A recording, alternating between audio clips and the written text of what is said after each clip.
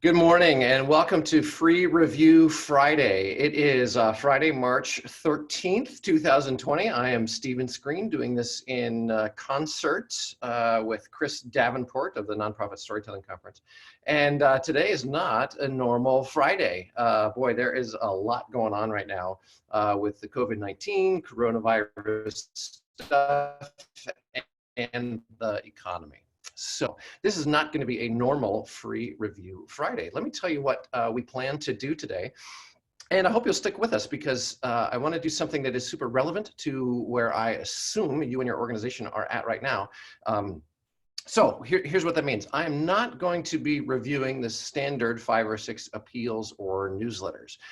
Here's what I'm going to do in a nutshell. Number one, at Better Fundraising, we sent out an email to our clients yesterday with some strategies for what to do in times like this. And I am going to walk you through that email to share with you the same things that we shared with our clients. Our hard-won knowledge from fundraising through previous disruptions like this, like the 2007, 2008 crash, like the 2000 dot-com burst, 9/11, etc. So I'll be sharing with you the lessons that we learned then in hopes that it will help you keep your revenue up and mission going.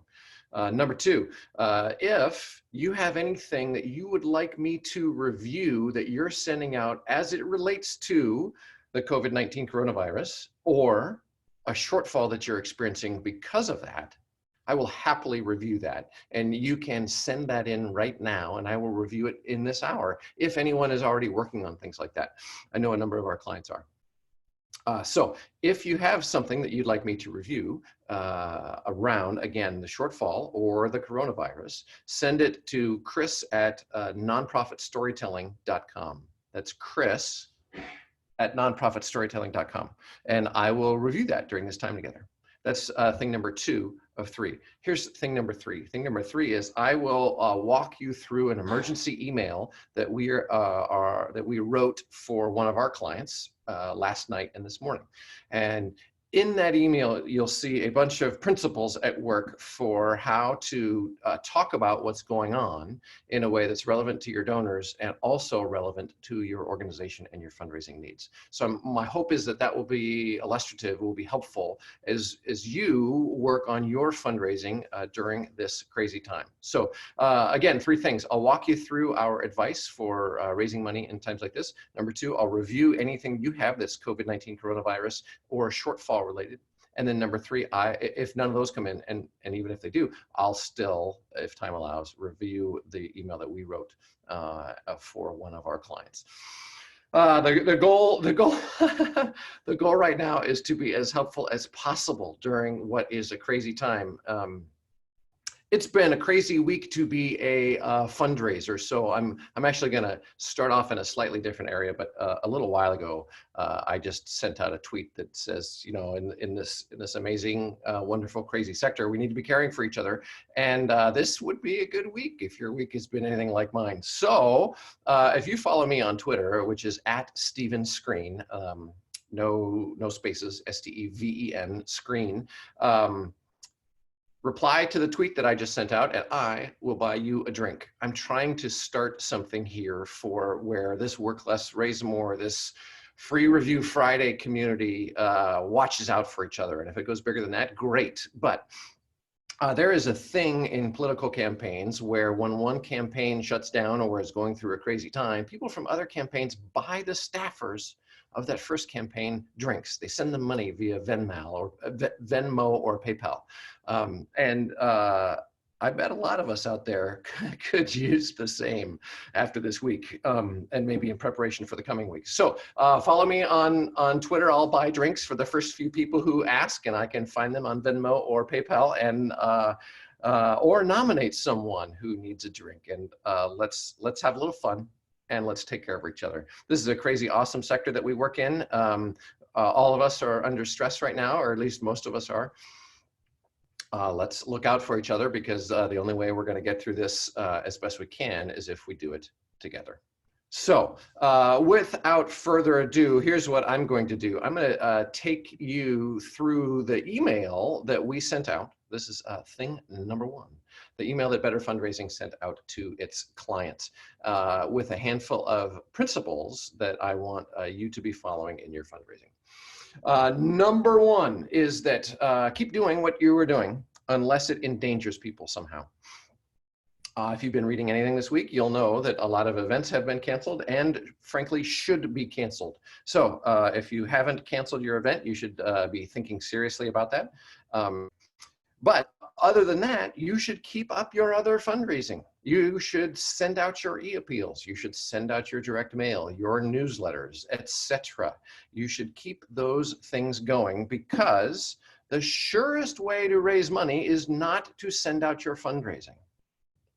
Let me repeat that. The surest way to raise less money is to not send out your fundraising. So you want to keep sending it out unless in some way you are harming people or potentially harming people.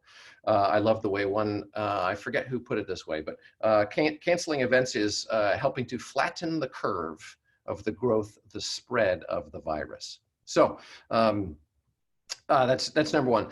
And number two is if you have to stop anything, don't stop your revenue generating fundraising activities. Here's what I mean by that. You might be short on staff, you might be short on resources, and you might have to stop doing some things. If you stop doing some things, don't stop the revenue generating ones. For instance, no one is probably looking at your Twitter or Instagram account this week or next. So you can stop posting to those things. But if you got an appeal letter that needs to get out in the mail, by all means, reallocate resources so that your appeal letter gets out in the mail. That's what you need to be doing. Focus on the revenue generating activities. Everything else is not as important right now. So just make sure you're doing the right things. Number three, if your organization or your beneficiaries are somehow harmed by COVID-19 or the economy, do not be afraid to share that with your donors. Your donors love supporting your organization. They love helping out your beneficiaries. And if they know that your beneficiaries or your organization is in need, your donors are likely to respond. So don't stop sharing these needs, especially if you're affected by the current situation from your donors. Here's what a lot of organizations, I'm seeing this play out in real time. A lot of organizations are doing something that I actually kind of think is unethical, where they are removing giving decisions from their donors.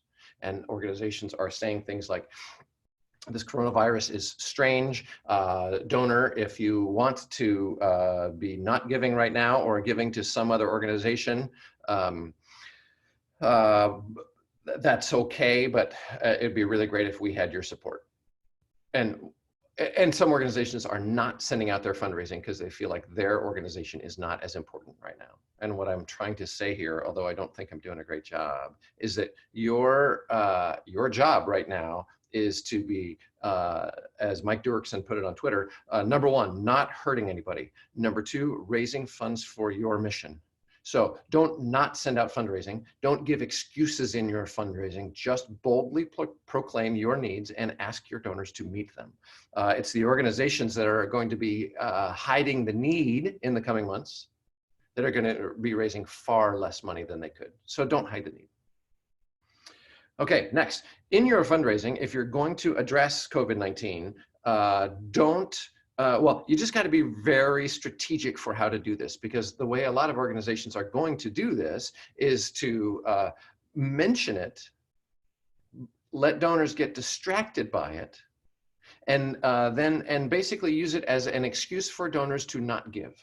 And you never want to give your donors an excuse to not give.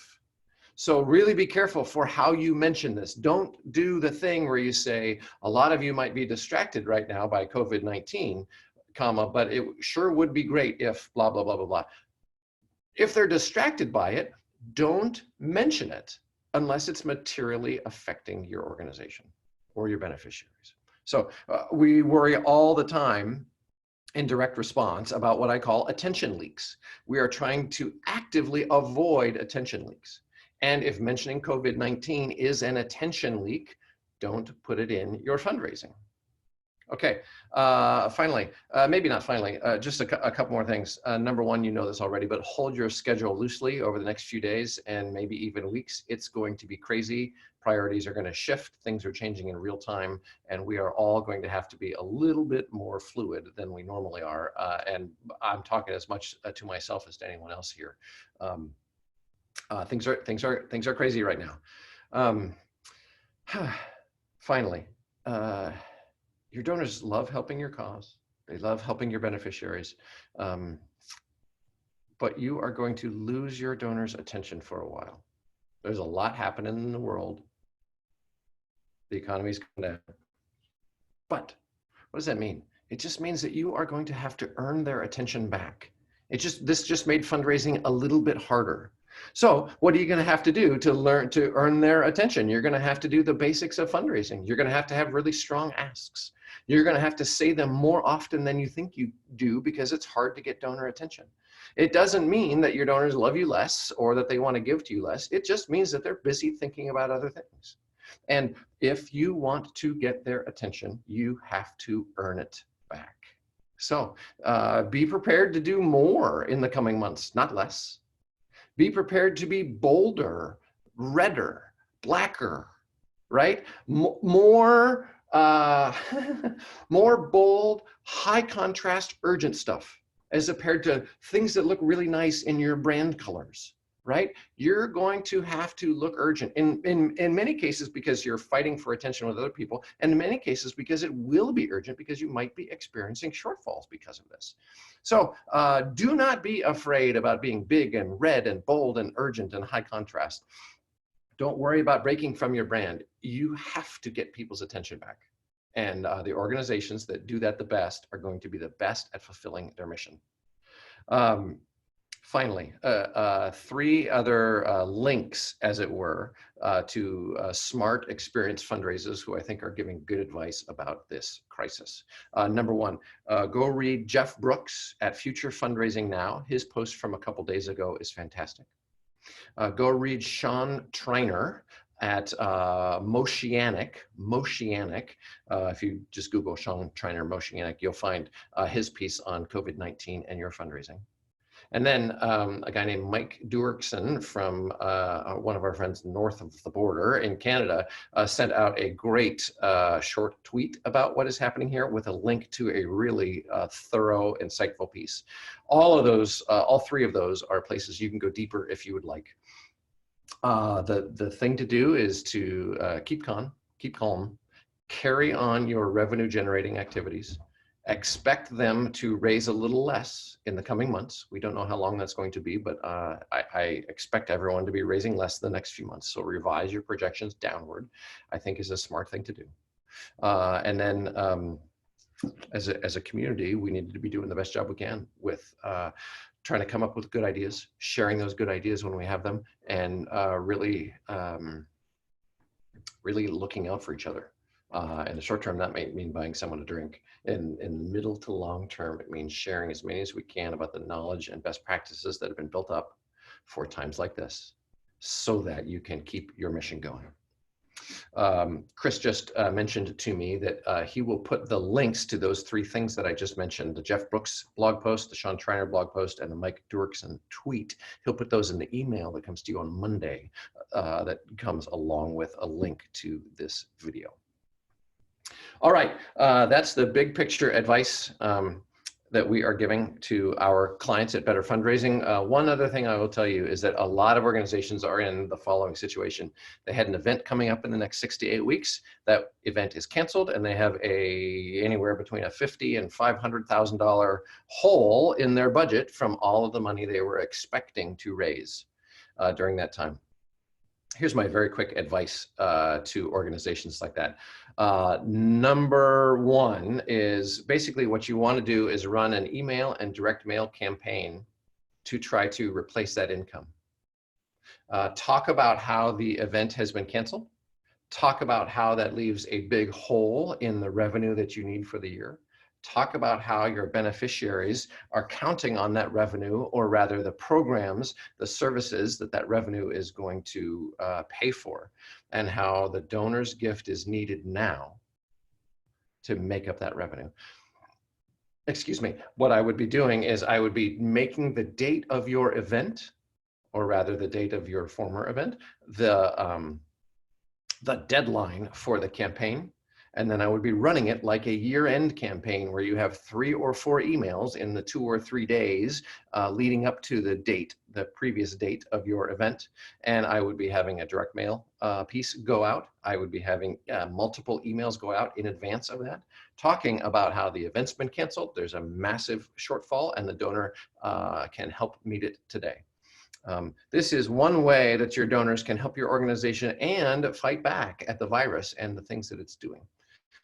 So I don't know that most organizations are going to make up all of the revenue that they're losing or maybe postponing because the event is not happening. But I know from previous experience that this is a very good way to let donors know that you need the money. They're all going to understand what happened.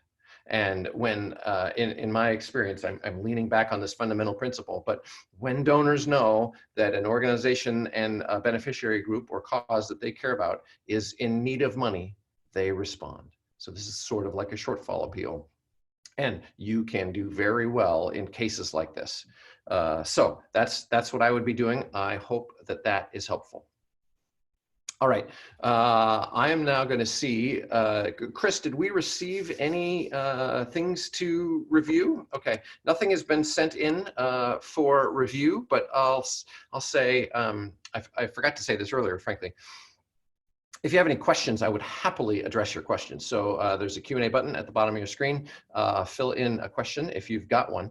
And here's the other thing I will do, since nothing has been submitted. And by the way, it's early, so I sort of didn't expect any to come in, but so I know that some people are already working on things. I'm going to go ahead and pull up and share the email that we have written for one of our clients.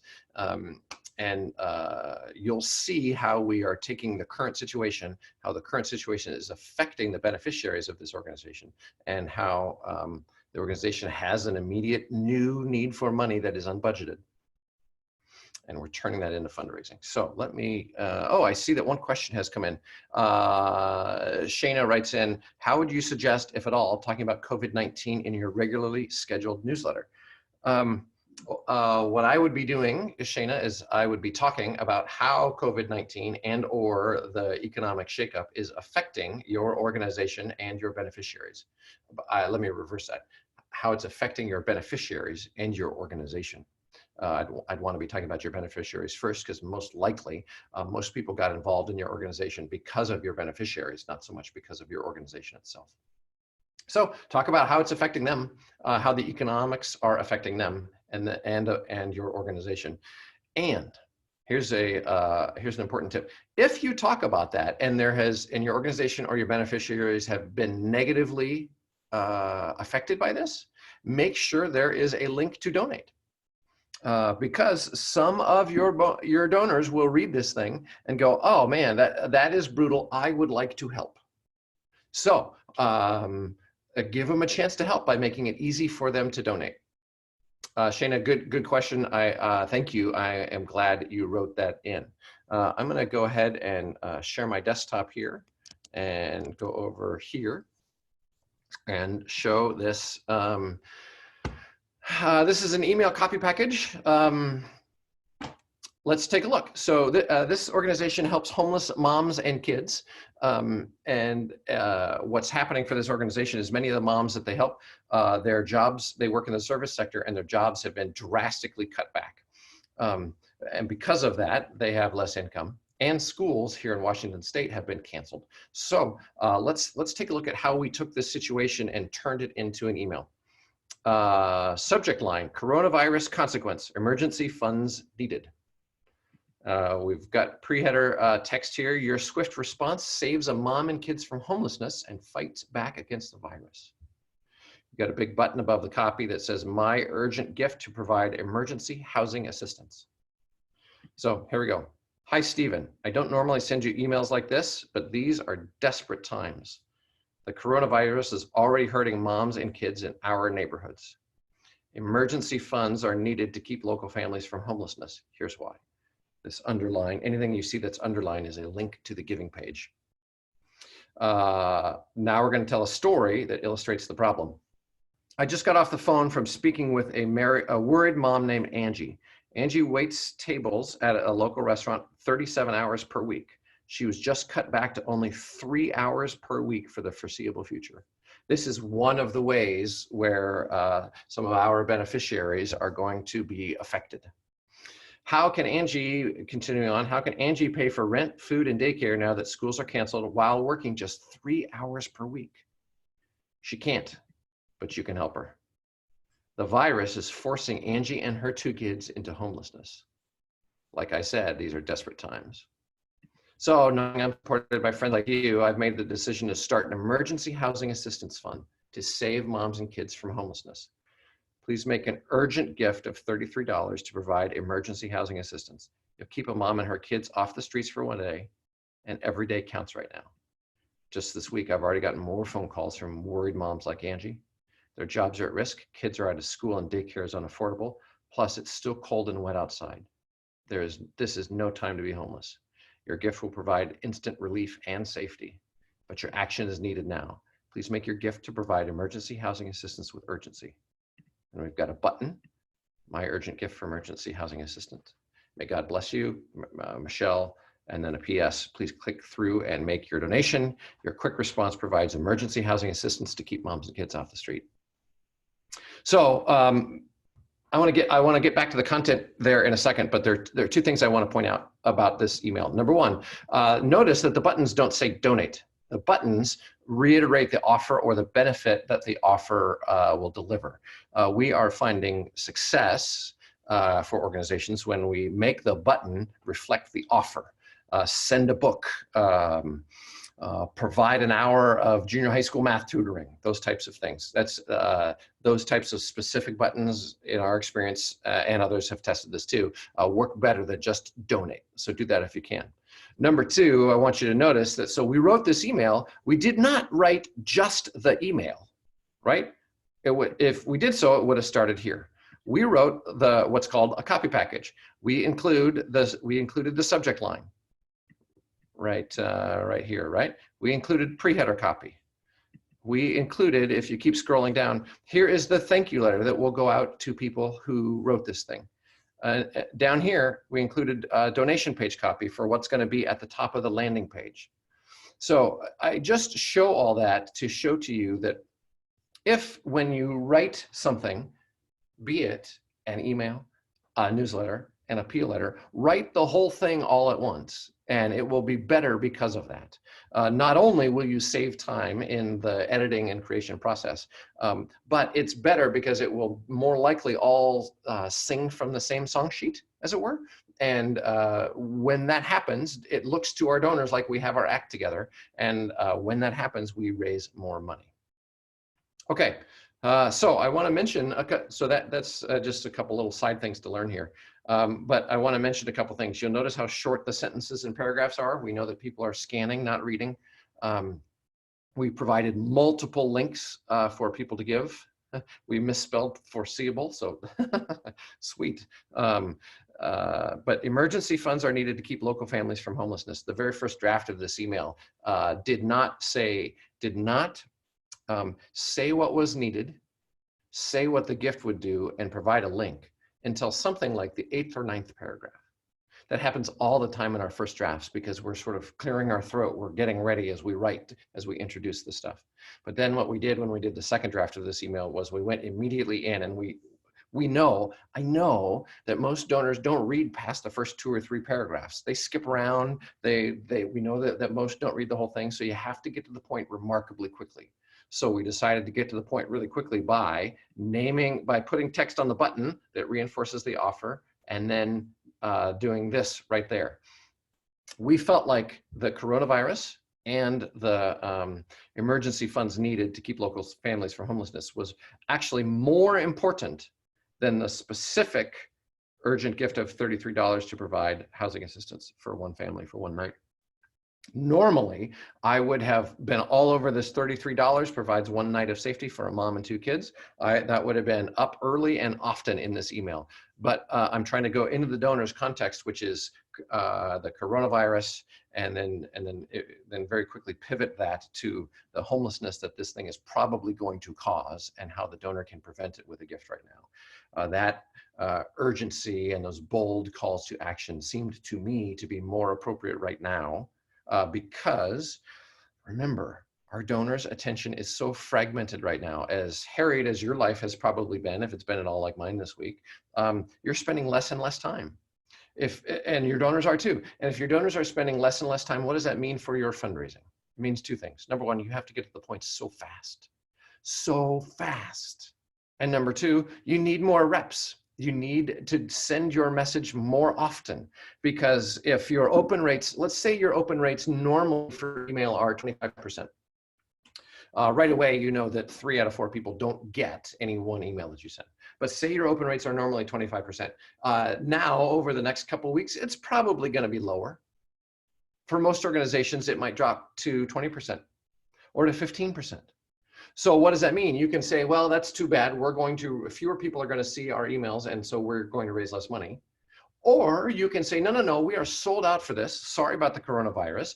We are doing everything we can to raise money for our mission and our beneficiaries now, and send 5 emails instead of 3, right? Our job is to raise money for our missions. And so do not be shy. Do not accept this reason for your donors to not give to your beneficiaries through your organization. Be bold, ask boldly and clearly, and get to the point really fast, and you will raise more money. All right. The other things I want to mention here is this story about Angie and how she has been cut back. How can she pay for food and rent and daycare now that schools are canceled? What we're doing there is giving what is almost a perfect example of how the coronavirus is hurting the beneficiaries of this organization.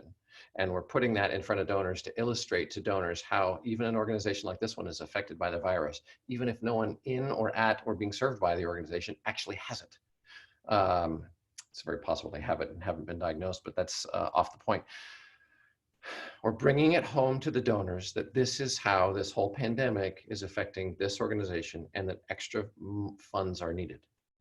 We did this very quickly this morning, and I'm thinking right now that there's another line I would have added here if I had the chance, which is something like, all of these emergency funds are not in the budget. So your help is needed now more than ever, because these are unexpected expenses. What I'm trying to do here is, if you have watched me for any length of time, familiar, I am trying to come up with as many reasons as I can for the donor to give a gift right now. So another reason for her to give a gift right now is that these funds are not in anybody's budget. So that would most likely make the donor more likely to give. All right, I think you've seen most of this email and had enough time to take a look at it, that you have gotten the lesson. I will happily take questions on that if you have any. So I'll stop the share. I see that a couple questions have come in, and I will answer those. I don't know how long we're going to go today, my friend, but we'll go as long as we need to. I'll answer these questions. I'll review anything that comes in, and then we'll call it a day, because we probably all have some urgent stuff to do. 4 questions have come in. First, Tracy writes, I work for a cancer charity. Are there any tips you can give about engaging in memoriam donors so that they give again? Is it worth the effort? Tracy, I'll give you a very short answer, which is, it's worth the effort to do something that is cheap. But in my experience, it's less than 5% of in memoriam donors ever give a second gift. So do not spend a lot of money or time on this. Maybe send them your first couple of appeals after their in memoriam gift, but certainly after a year later, don't send them anything. And you could argue that after 6 months, you don't want to send them anything. If you have a ton of them, then it's probably worth trying to develop a customized letter that says, thank you so much. You recently gave an in memoriam gift for, insert the name, and I wanted to let you know how powerful your gift was, and tell you why you might want to give another gift today. And try something like that. But I mean, do that if you have, thousands, high hundreds of gifts like this per year. If you're getting 100 or 250, I wouldn't worry about them because the best you're going to do most likely is get 10% of them to give a second gift. And if you've got 200, that's 20 more donors and most likely some real work. So allocate the right amount of resources. Don't keep them on your mailing list for long. All right, good question. Anthony writes in, sorry if I missed an answer to this earlier, but we had an executive suggest sending out an appeal around our nonprofit hospital's efforts to treat our community during the pandemic. So using coronavirus as a reason to ask for money. Not sure if this is unethical, but it feels a bit grimy. Thoughts? Anthony, if your hospital is doing this, and it has somehow negatively affected your hospital, meaning you are treating more customers than you expected to right now because this is happening, or you've had to install procedures that take longer, for instance, cleaning rooms or other hygiene stuff, then by all means, send out the appeal. It's not grimy at all. What it is putting a current acute need in front of your donors that is aligned with what they are hearing in the media. And my guess is some of your donors will respond.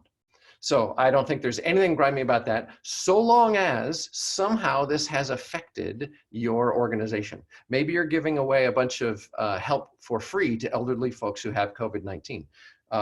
Boy, I would be talking about that in my fundraising, right? There are lots of different ways to tie what's happening. If your organization is A, negatively affected, or B, experiencing unexpected expenses, put those expenses in front of donors, talk about how nobody saw this coming, but ask them to give a gift today. And so, Anthony, here's what I know.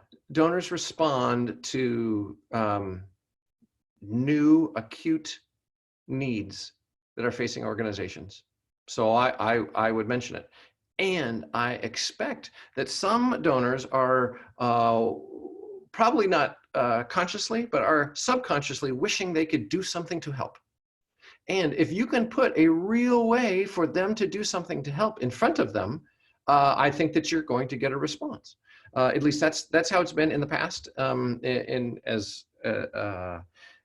When I have done emergencies, either local or national or international, some donors want to help. So if you've been affected, if your organization has been affected, give donors a chance to help. Anthony, I hope that's helpful. Thanks for sending in your question. Next is Marie. I've noticed a shift in talking about the coronavirus as COVID-19 because coronavirus is also the common cold. Should we follow that pivot?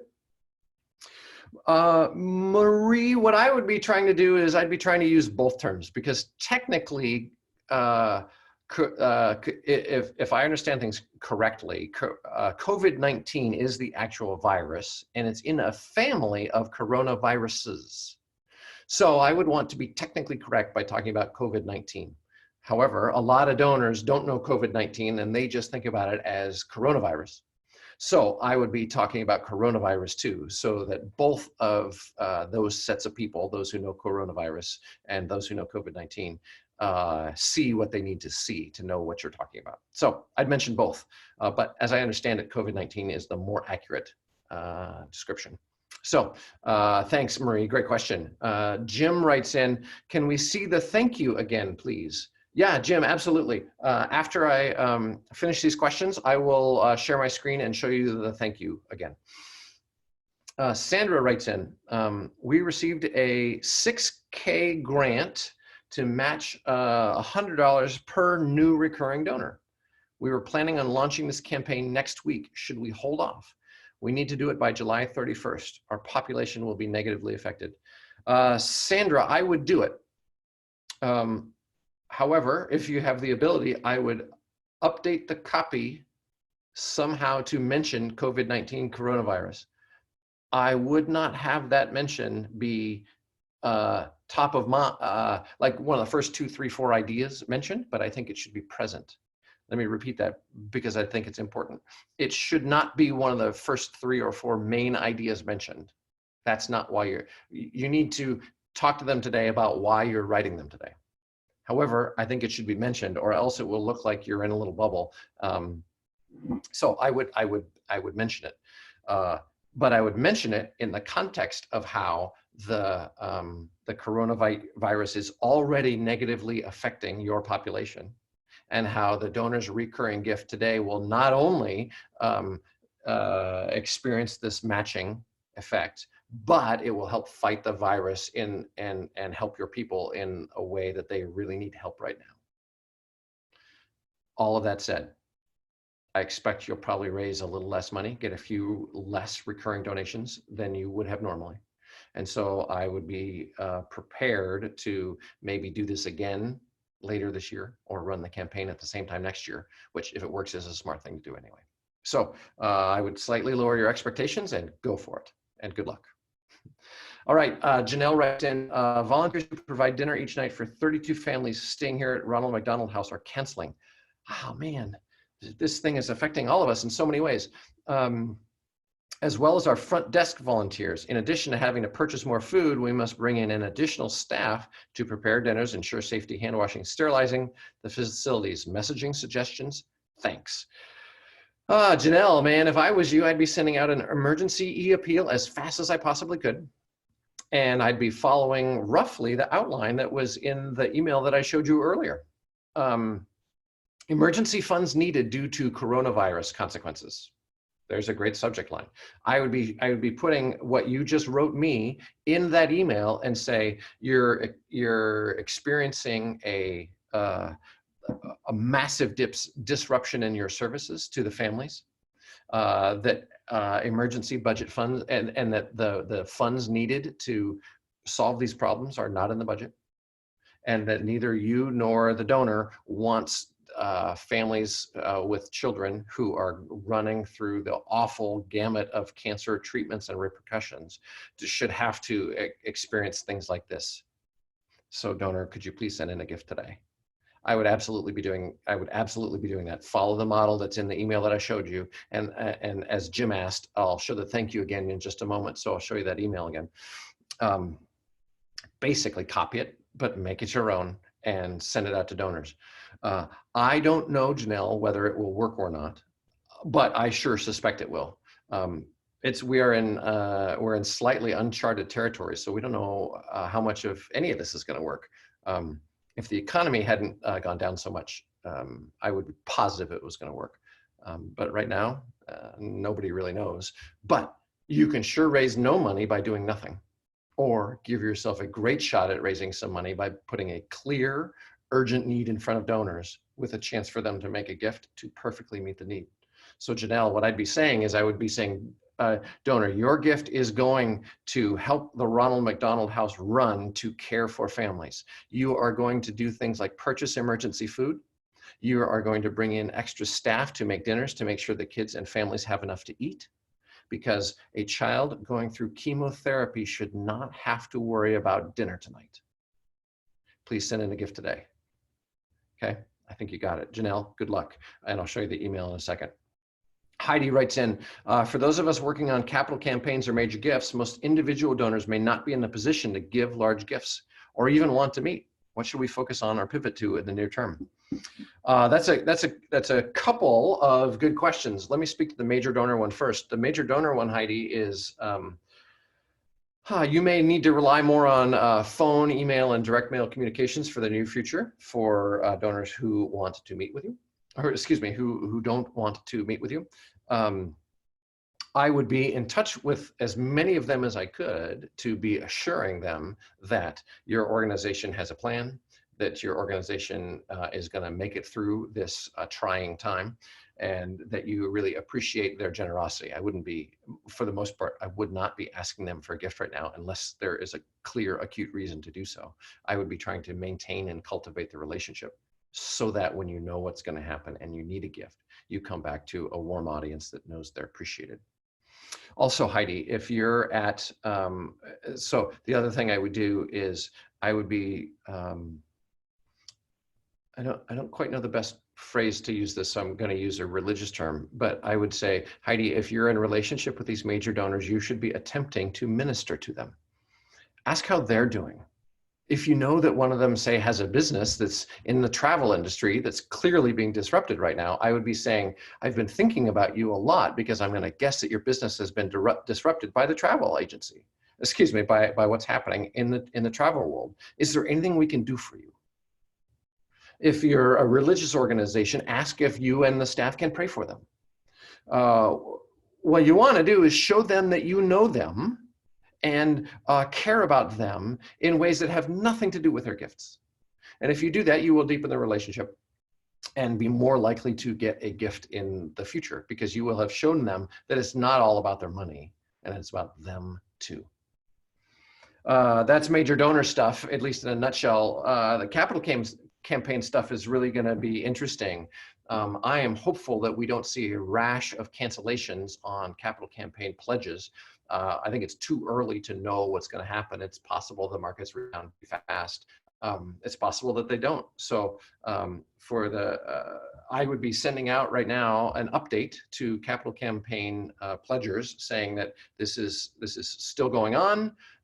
We appreciate their pledges, and that that the campaign is moving forward under speed, and we'll let you know if anything changes.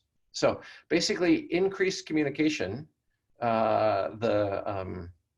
summarized perfectly by that British poster that we've all seen: keep calm and carry on. And let them know that you have a steady hand on the tiller, that things are going fine, and you'll keep them posted if it doesn't. So Heidi, that's what I would do.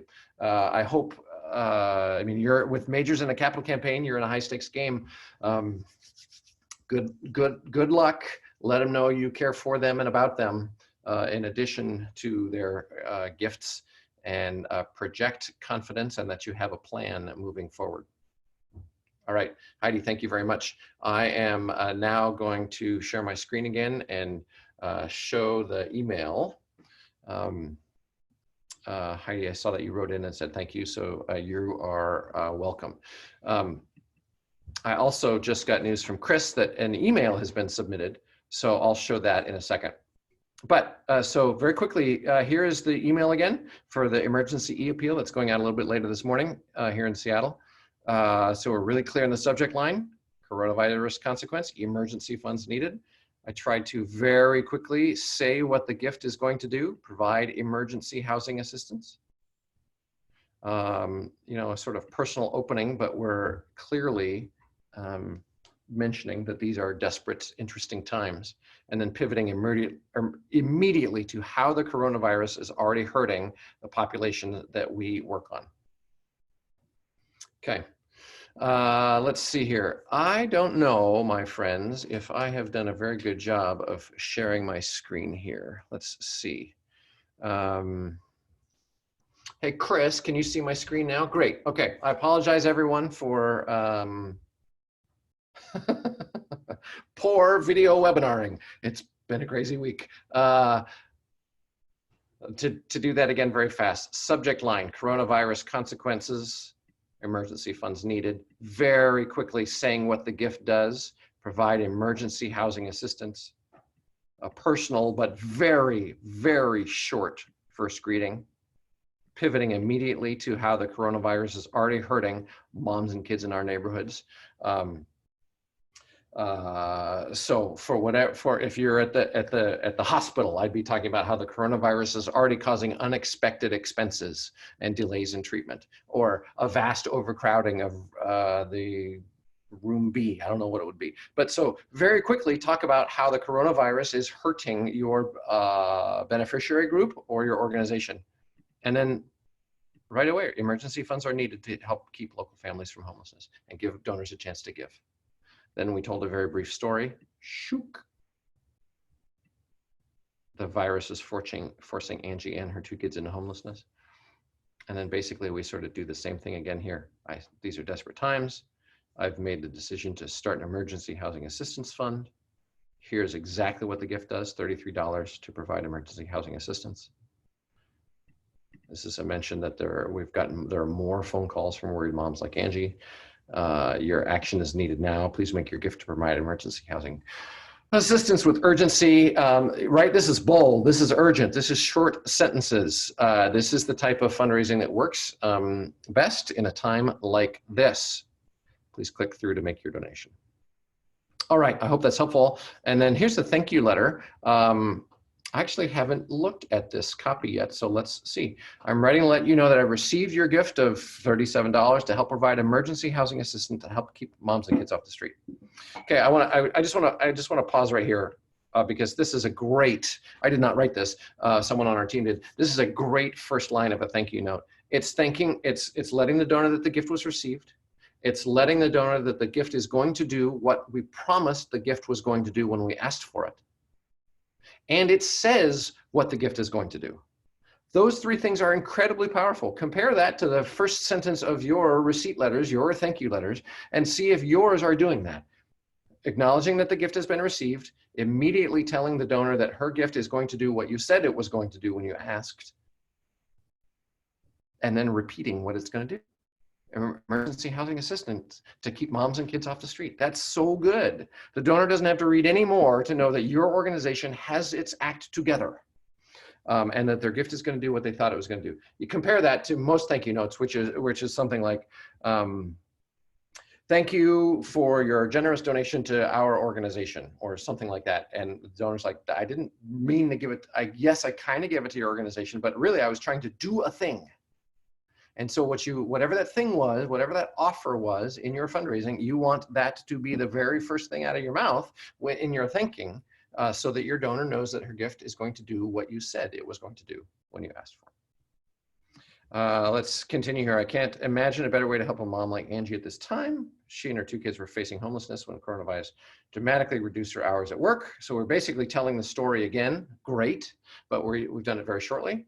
And then we're saying, what the donor did. Because you acted so quickly, I was able to activate emergency housing assistance for Angie. You helped pay her rent and rescued her. Love it. I'm seeing the results of your gift every day, and I'm so grateful. Because in addition to providing emergency housing assistance, your gift is also providing counseling, job coaching, special kids program, and more for moms like Angie. So that last line is specifically to help make these funds undesignated. And the landing page would have done that too, so that we can talk about the specific thing, the emergency housing assistance, while also raising undesignated funds so that the funds can be used for anything. All right, I think it was Jim that asked for that. I hope that that was helpful. Let me stop my share here for a second. And one email has come in, so let me navigate over to that, 313. And this is a virus emergency ask. So I'm gonna come over here. I'm gonna share my desktop.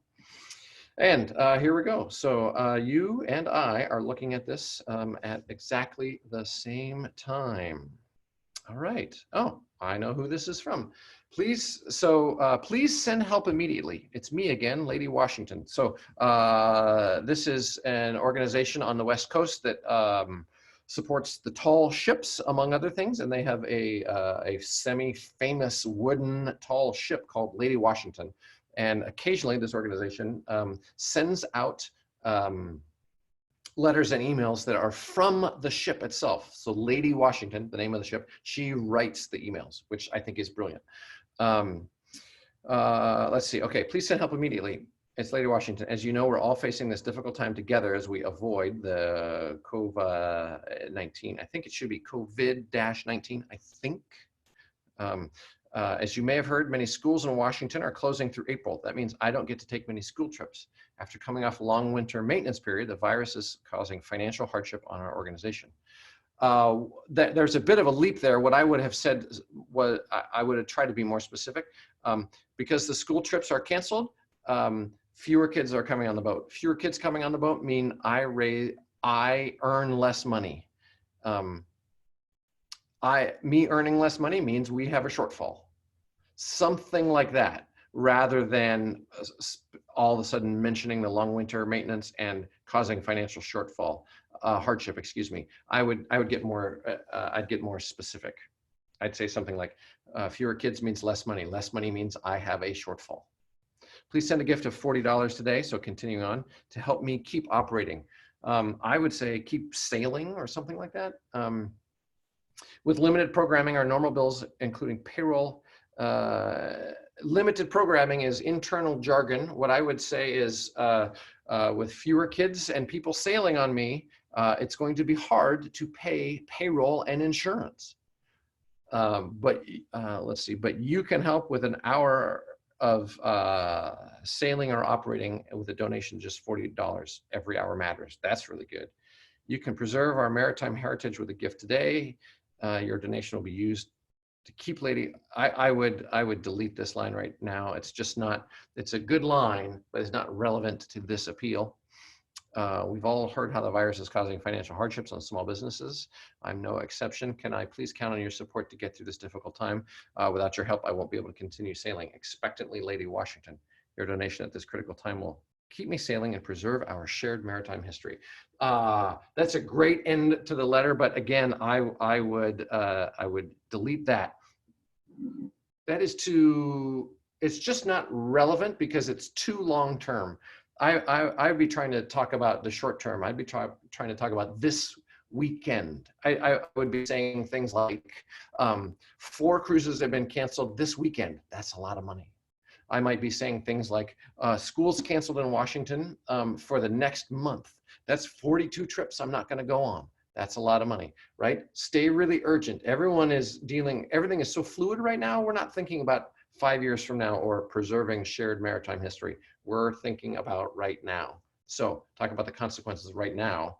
And I think you'll be in really good shape. So this is, thank you, Brandy, for sending this in. Fantastic email. A handful of tweaks will make it even more powerful.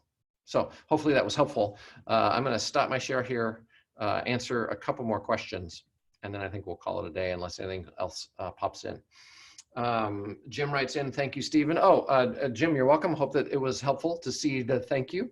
And then finally, Mark writes in, the thank you note for the e-appeal sounded good until the end.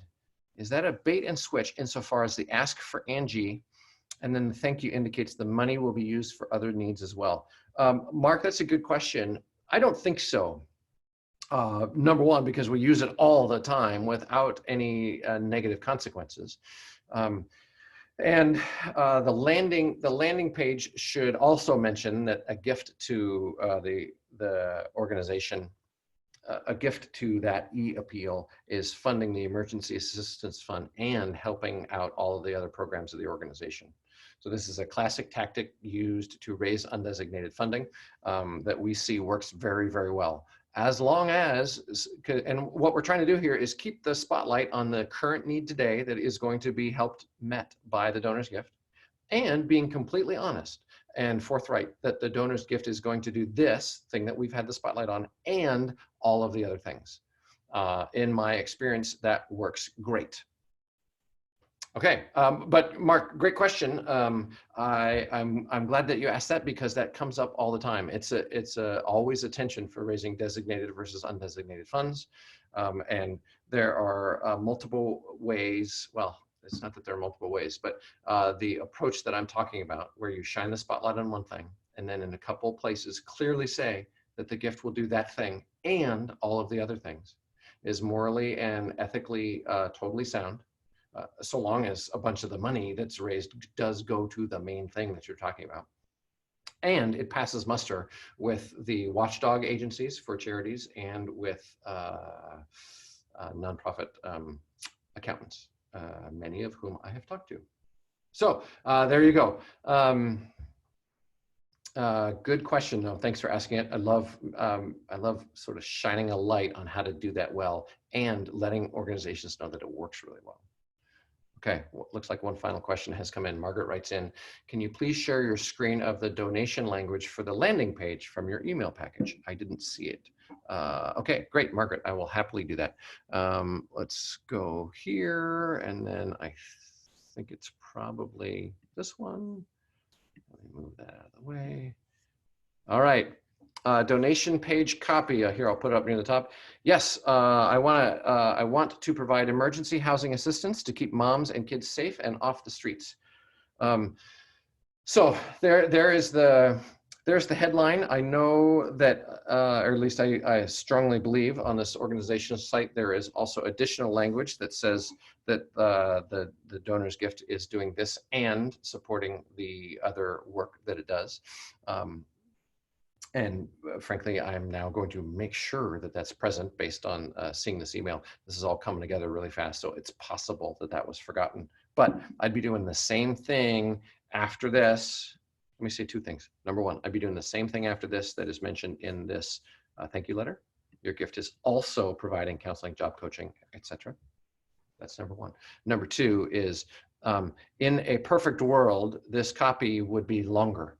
Because everything I have seen on the testing of landing page copy is that slightly longer copy than this works better than really short copy.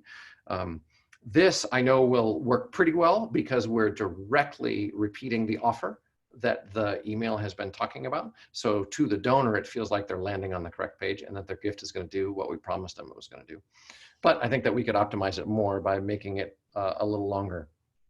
If you are interested at all in learning about this, check out the agency Next After.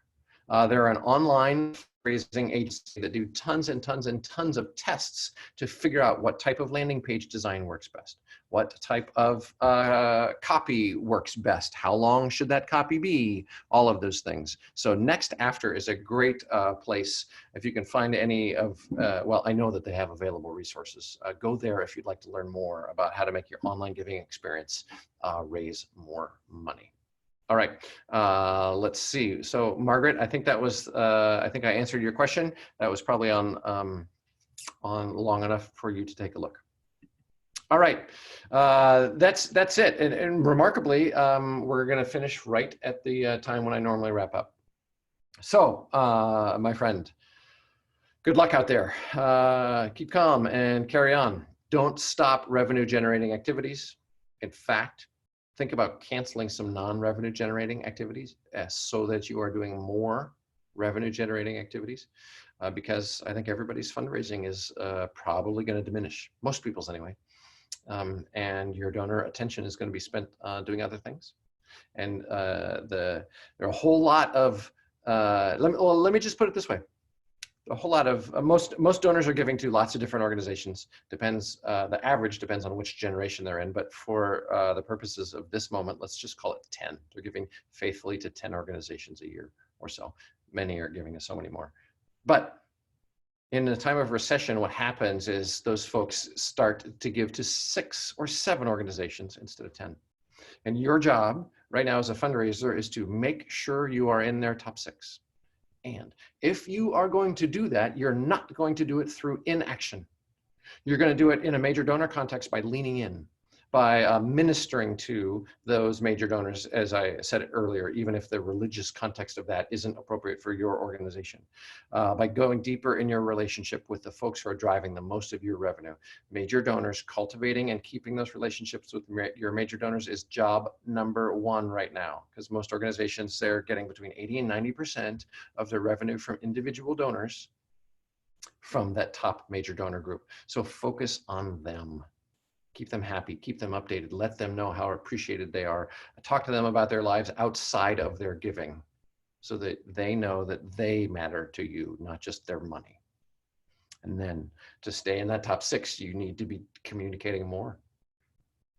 I'm not talking about crazily overwhelming your donors with an email every day, but if you used to do 3 emails, you're probably gonna have to do 4 or 5. If you used to do a couple of appeals, you're probably gonna wanna do 3 or 4. But fewer people are going to open and read your stuff in the next little bit. I don't know how long the next little bit is, but that little bit has started. So what does that mean? You need to earn your donors' attention. So be bold, communicate more often than you think you need to, and really clearly talk about the needs your beneficiaries are facing. Don't take away any giving opportunities from your donors. Don't take away any giving opportunities from your donors. That's not your job. You don't have the right to do that. Let them downgrade themselves if they want to. Let them stop giving to your organization if they want to. In the meantime, your job, my job, is to help as many people as possible help the beneficiaries. And the way to do that is clear and bold and probably a little bit more than you were planning on for this year. And then as a community, we are lucky and blessed to get to do this work that we do, helping make the world a better place and connecting donors to beneficiaries, helping donors do things that they would never be able to do to make the world a better place without you and your organization. And then, of course, helping your organization and your beneficiaries. So it's a wonderful gift that we get to do this during this time. And that doesn't mean it's going to be easy, but my hope is that we are all sharing what's working and what's not working with each other, and that we are building each other up and doing everything that we can to help each other during what can be a crazy time. I hope it's not that crazy for you, but if it is, you have my sympathies. And we'll do everything we can to support you in the meantime. So keep calm and carry on. Have a wonderful Friday, and I look forward to seeing you soon. I should mention, there is not a free review Friday next Friday because I will be in meetings all day. Chris will be too. But I think you can count on us being here 2 weeks from today. All right. Thank you very much. Have a wonderful weekend and take care. Good luck out there.